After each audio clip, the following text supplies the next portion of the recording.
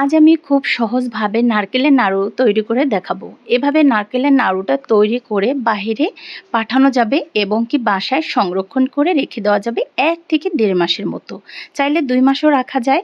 তো এই নাড়ুটা তৈরি করা এতটাই সহজ, সেই নাড়ুটা তৈরি করার জন্য চলে এসেছি।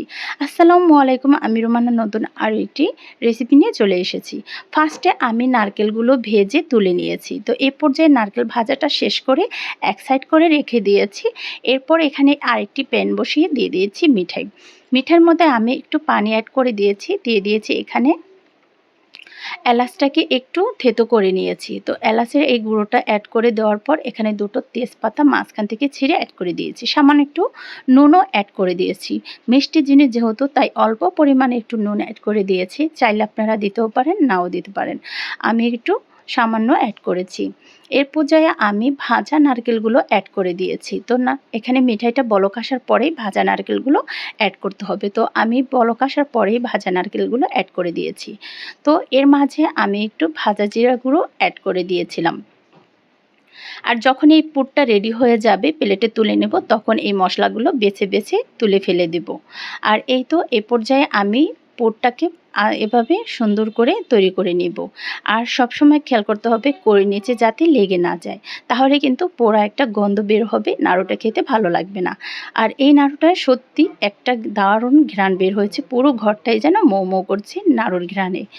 এই তো এ পর্যায়ে আমি চুলার আঁচটা একটু লো আঁচে রেখে দিয়েছি, কারণ পুরটা একদম অলরেডি হয়ে আসছে, তাই আমি এখানে চুলার আঁচটা লো আঁচে রেখে দিয়েছি।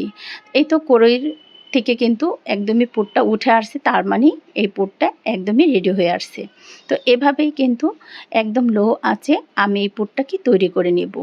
তো প্রায় হয়ে আসছে, এখন আমি একটি প্লেটে তুলে নেব। আর এটা একদমই গরম অবস্থা থাকাতেই এই নাড়ুগুলো গোল গোল শেপ করে তৈরি করতে হবে। ঠান্ডা হয়ে গেলে এটা শক্ত হয়ে যায়, তখন কিন্তু নাড়ুগুলো আর হতে চায় না। তাই এটা ঠান্ডা পানি রাখতে হবে সামনে, হাতটা ভিজাবো আর এই নাড়ুগুলো আমি তৈরি করব। এই তো আমি নাড়ুগুলো অলরেডি তৈরি করা শুরু করে দিয়েছি। এভাবে গোল গোল শেপ করে প্রত্যেকটা নাড়ু তৈরি করেছিলাম। মাশাআল্লাহ, প্রত্যেকটা নাড়ুই আমার সুন্দর হয়েছিল। এর মাঝে আমি হাতটা ভিজিয়ে নিয়েছি, আর প্রচণ্ড গরম, তাই হাতটা ঠান্ডা পানির মধ্যে ভিজিয়ে আর এই নাড়ুগুলো তৈরি করেছিলাম। তো এভাবেই কিন্তু সবগুলো নাড়ু তৈরি করেছি। আমার রেসিপিটা ভালো লাগলে লাইক কমেন্ট করে পাশে থাকবেন। আর আমার ইউটিউব চ্যানেল থেকে যদি ভিডিওটা দেখে থাকেন, আমার চ্যানেলটাকে সাবস্ক্রাইব করে দিবেন। ফেসবুক পেজ থেকে যদি দেখে থাকেন, পেজটাকে ফলো করে সাথে থাকবেন। আর এইভাবে নাড়ু তৈরি করে সংরক্ষণ করে রেখে দিতে পারেন, যখন খুশি তখন কিন্তু বাচ্চারা ঘরে থাকলে বের করে খেতে পারবে। আর চাইলে বাহিরেও এভাবে তৈরি করে পাঠানো যায়। তো আমার প্রত্যেকটা নাড়ু মাশাআল্লাহ অনেকটা সুন্দর হয়েছিল। এই তো একটি নাড়ু আমি ভেঙে দেখাচ্ছি, ভিতরটা কিন্তু অনেকটাই সুন্দর হয়েছে, দেখতে কিন্তু ভীষণ লোভনীয় লাগছে। তো আজকের মতো বিদায় নিব। সবাই ভালো থাকবেন, সুস্থ থাকবেন, নতুন ভিডিও দেখার অপেক্ষায় থাকবেন। আল্লাহ হাফেজ।